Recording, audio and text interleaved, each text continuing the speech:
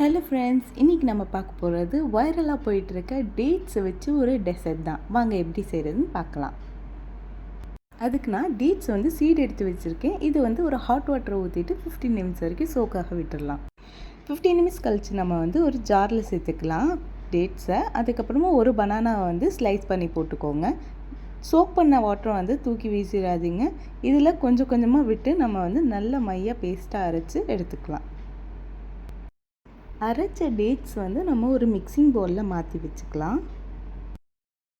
ஒரு கப் அளவுக்கு காய்ச்சாத பால் சேர்த்துருக்கேன். பால் மிக்ஸ் பண்ணிடாதீங்க. அது கூடயே நம்ம கார்ன்ஃப்ளவர் ஒரு 2 ஸ்பூன் அளவுக்கு சேர்த்துக்கலாம். சேர்த்துட்டு விஸ்கை வச்சு நல்லா மிக்ஸ் பண்ணி கொடுத்துக்கோங்க. லம்ஸ் எதுவும் இல்லாமல் பார்த்துக்கோங்க. மிக்ஸ் பண்ணிட்ட பிறகு நான் ரொம்ப ஸ்வீட்டாக இருக்கணுன்றதுக்காக 1.5 ஸ்பூன் அளவுக்கு சுகர் சேர்த்துருக்கேன்.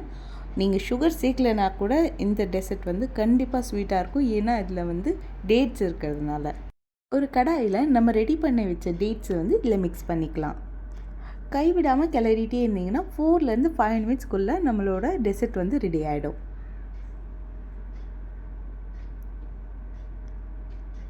மிக்ஸ் பண்ணிகிட்டே இருக்கும்போது திக்கன் ஆகுது உங்களுக்கே நல்லாவே ஃபீல் ஆகும். இதுவும் இந்த அளவுக்கு ஆனாலே போதும். நீங்கள் கை விடாமல் ஒரு நிமிஷம் கிளறி கொடுத்துட்டே இருந்தீங்கன்னா ரெடி ஆகிடும்.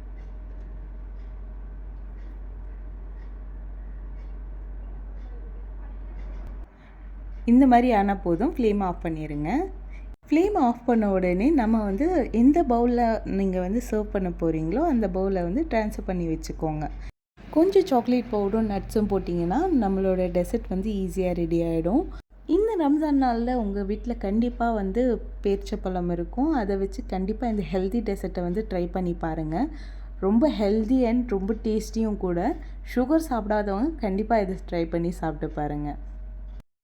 இந்த மாதிரி ரெகுலராக என்னோடய வீடியோஸ் பார்க்க லைக் அண்ட் சப்ஸ்கிரைப் பண்ணிக்கோங்க.